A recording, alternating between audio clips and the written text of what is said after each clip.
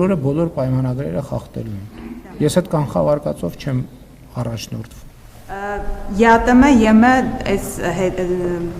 երկընտրանքի հետ կապված ինչը պետք է վճռորոշ լինի, պարոն Փաշինյան, որ դուք որոշեք, որ մենք կամ ԵԱՏՄ-ում ենք մնում, կամ գնում ենք ԵՄ, որովհետև դուք ասում եք դեռ ժամանակ ունեմ, բայց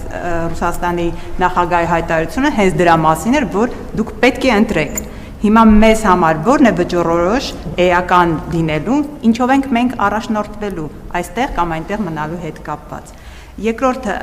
դուք արդյոք համաձայն եք, որ Հայաստանը Ադրբեջանի անվտանգության երաշխավորն է այնպես, ինչպես Ադրբեջանն է Հայաստանի անվտանգության երաշխավորը։ Այս միտքը ազգային ժողովի նախագահին է։ Ես ուղղակի ուզում եմ հասկանալ, դուք եք համաձայն դրա հետ։ Եվ հիմնական հարցը, պարոն Փաշինյան, օրերս ձեր թիմակիցը Հայկ Սարգսյանը իր նախագծի քննարկման ժամանակ, երբ որ տապալվեց, նա ասաց, որ խմբակցությունում քննարկում է եղել եւ թիմակիցները նրան ասել են, որ իր բառերով եմ, մեջբերում եմ, բրեքս վարչապետ ես բերում, այսինքն ձեզանով են վախեցնում ձեր թիմակիցներին, այդ վախի հետ կապված, որ ասում եք, փաստորեն կա միտեղ, որտեղ ձեզանով վախեցնում են ձեր թիմակիցները մեկը մյուսին։ Եվ ընդհանուր առմամբ Հայկ Սարգսյանի հայտարարությունները բանակի հետ կապված ձեր թիմակիցն է դա ասում, ոչ թե ընդդիմադիր, ոչ թե լրատվամիջոցներ, այլ հենց ձեր թիմակիցը, որը պաշտպանության եւ անվտանգության հարցերի հանձնաժողովի անդամ է։ Բանակի հետ կապված բազմաթիվ մեղադրանքներ հնչեցրեց։ Հիմա խնդրում եմ դուք եւ վախենալու մասով եւ ինչու բանակը այս վիճակում է ըստ ձեր թիմակցի հայտարարությունների։ Ուրեմն մենք տասնյակ հանդիպումներ ենք ունեցել մարզերում եւ քաղաքներում, գյուղերում եւ ես մարդկանց հետ շփվելիս ստիպված եմ եղել տասնյակ անգամներ հրավիրել, որովհետեւ պարոն Պապիկյանն էլ իր հերթին է շփումներ ունենում պարոն Պապիկյանին, որովհետև տասնյակ, եթե չասեմ հիմա թիվը չխառնեմ, մարդիկ ինձ մոտեցել են, որպեսզի շնորհակալություն հայտնեն բանակում տիրող իրավիճակի եւ բարեփոխումների համար։ Ես Պապիկյանին հրավիրել եմ, որպեսզի այդ մարդիկ նախարարին հայտնեն այդ շնորհակալությունը, իհարկե կառավարությունն է առաջնորդում, բայց գործողությունները իրականացնում է նախարարը եւ պիտի արձանագրեմ, որ Հայաստանի բանակը եւ սննդի, եւ հագուստի, եւ սպառազինության, եւ բարոյահոգեբանական վիճակի, եւ պաշտպանունակության առումով երբեք այսպիսի լավ վիճակում չի եղել։ Մնացածը ով ինչ քաղաքական նկատառումով կասի, ինձ համար կարեւոր են զինվորները, նրանց ծնողները եւ նրանց ծնողների արձագանքը։ Բայց դա չի նշանակում, որ բանակում խնդիրներ չկան։ Աշխարհում տենց բանակ չկա, որտեղ խնդրեմ չկա։ Աշխարհում տենց երկիր չկա, որտեղ խնդիրներ չկա։ Բայց Հայաստանի Հանրապետության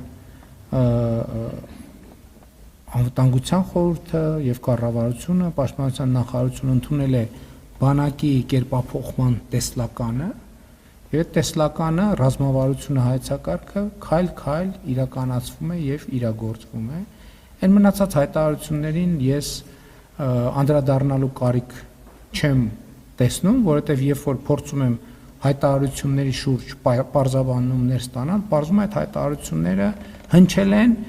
ինչ որ բան սխալ են հասկացել, հետո պարզվել է, որ ինչ որ բան նեն չի, հետո պարզվել է, որ իրականում ինչ որ ասվել է տենց չի, այլ բան, որ մարդիկ ովքեր հայտարարություն են անում, հետո պարզվում է, որ այդ հայտարարությունը սխալ փաստերի վրա է հիմնված լինեն, պետք է ունենան նույնքան քաղաքական կամք կանգնելու ասելու ժողովուրդ ջան, գիտեք ինչ, այդ փաստը, որի մասին ես խոսում եմ, պարզվեց, որ դա այդքան էլ այդպես չի։ Եթե այդպես է,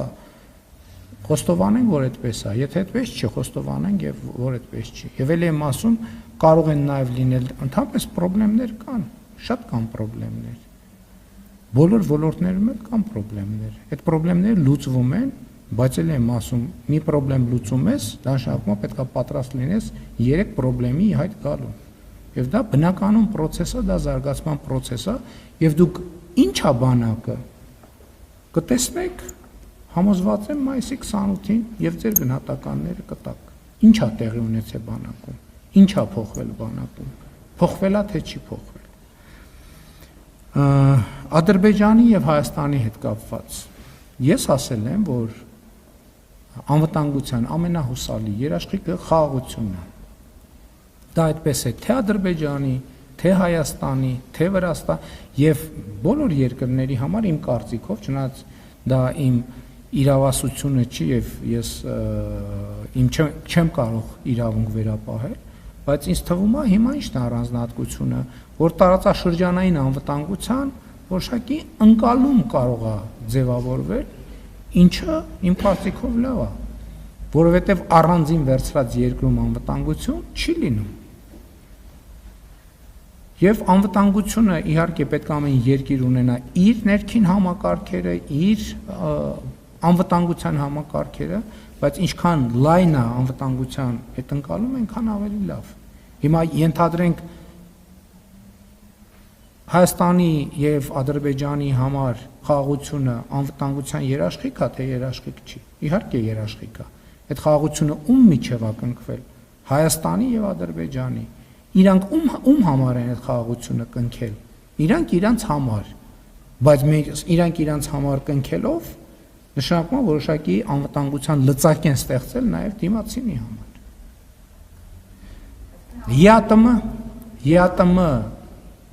ԵԱՏՄ ասիկ որն է այն պահը, որ ես պետքա որոշեմ։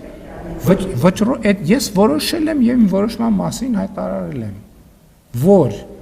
քանի դա համատեղելի է, մենք կհամատեղենք։ Ոչ մեկ չի ասել չէ համատեղելի չի։ Կամ եթե որևէ մեկը ասում է չէ համատեղելի չի, փաստն է նա, որ համատեղելի է։ Հիմա այսօրվա իրականությունը